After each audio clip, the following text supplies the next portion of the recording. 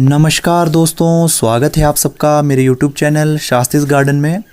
दोस्तों, आज की इस वीडियो में हम इस बेहद ही खूबसूरत से पेरिनियल इंडोर प्लांट की बात करेंगे।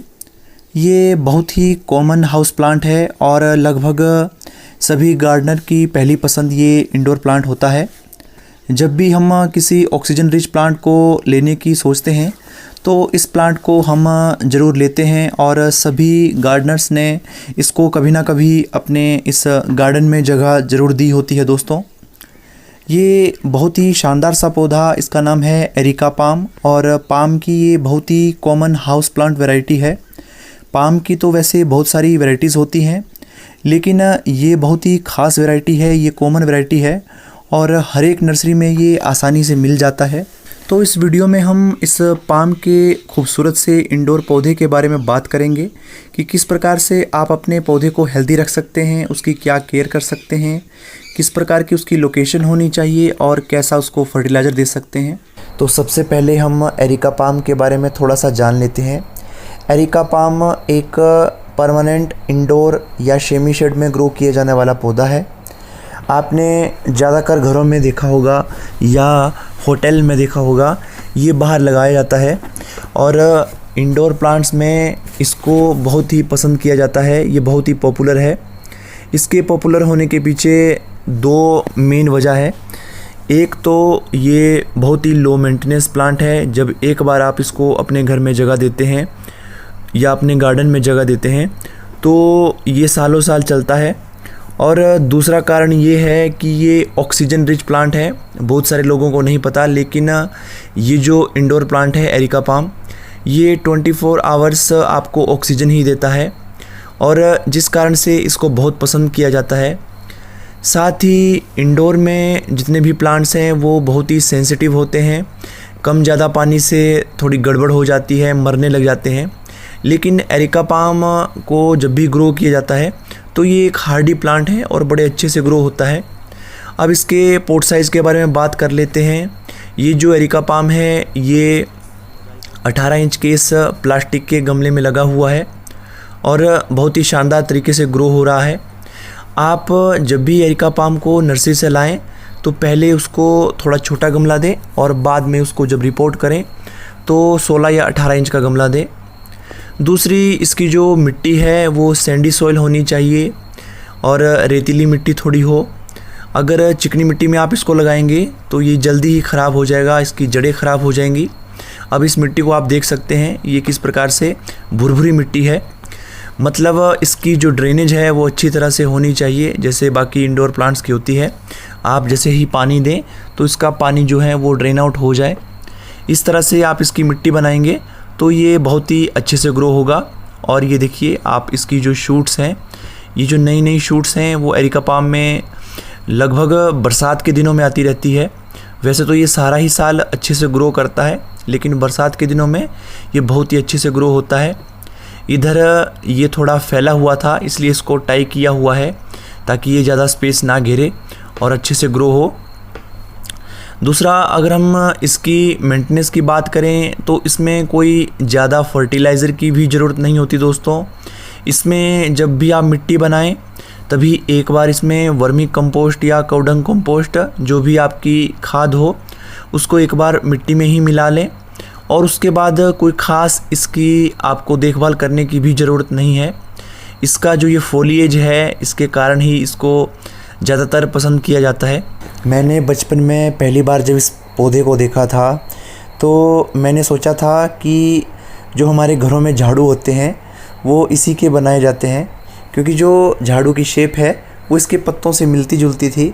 इसलिए मैं सोचता था कि जब कोई इसको अपने घर में पालता है या ग्रो करता है तो इससे झाड़ू बनाता होगा, इसलिए इसको ग्रो किया जाता है।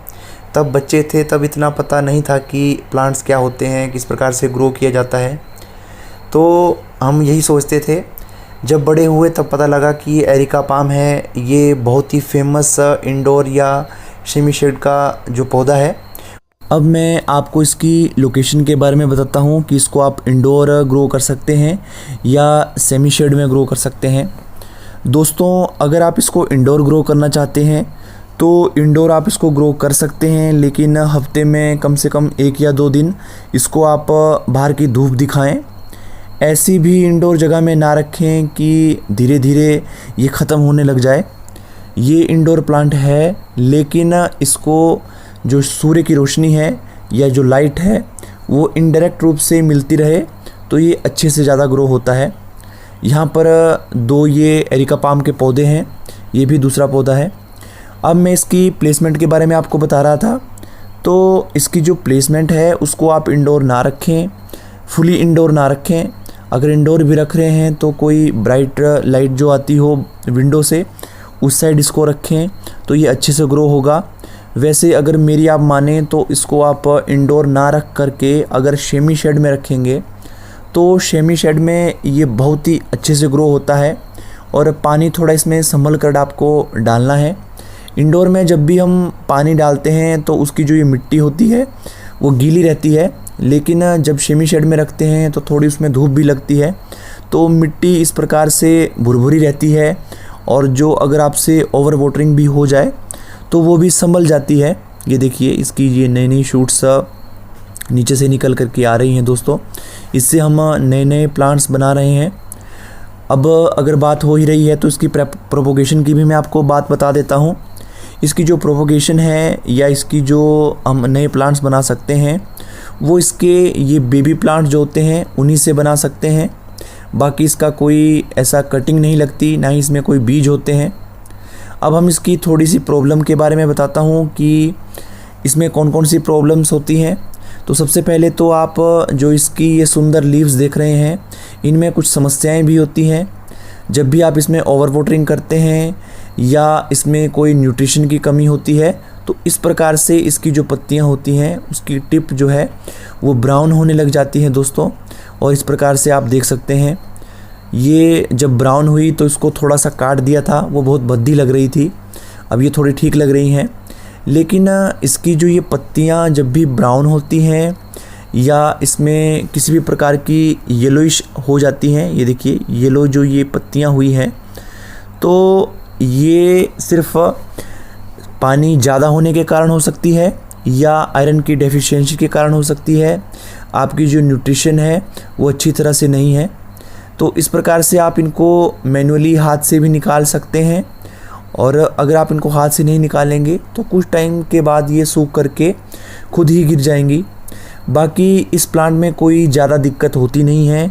अगर आप इसकी मिट्टी अच्छी बनाएंगे, वेल ड्रेन बनाएंगे और साथ ही अच्छी न्यूट्रिशन होगी तो ये सारा साल अच्छे से ग्रो होता है। बस थोड़ा सर्दी के मौसम में ये स्लो डाउन हो जाता है, थोड़ा धीरे धीरे ग्रो करता है। बाकी जैसे ही गर्मियाँ आएंगी और बरसात में ये बहुत ही फास्ट ग्रो करता है दोस्तों। अगर मैं आपको एक इंडोर या semi shade permanent shade plant अगर रिकमेंड करूँगा तो आप एरिका पाम को अपने गार्डन में ज़रूर जगह दें दोस्तों। ये बहुत ही अच्छे से ग्रो होता है, लो मेंटेनेंस प्लांट है और सबसे बड़ी बात है कि ऑक्सीजन रिच प्लांट है, तो आपके घर के एनवायरनमेंट को भी अच्छा रखेगा। जो घर का पोल्यूशन होता है उसको भी अपनी तरफ अट्रैक्ट करता है और जो भी डस्ट वगैरह होती है उसको भी। तो इसलिए आप इस प्लांट को ज़रूर लगाएं दोस्तों। नर्सरी में इसका छोटा प्लांट 150 या 200 रुपये तक मिल जाएगा जो पॉली बैग में लगा होगा। तो इसलिए आप इसको ज़रूर लगाएं और अपने घर की सुंदरता को बढ़ाएं। वीडियो में बस इतना ही दोस्तों। मिलते हैं फिर से किसी और नई वीडियो में किसी और नए टॉपिक के साथ। तब तक के लिए bye, happy gardening, take care और इस वीडियो को एक लाइक ज़रूर करें दोस्तों।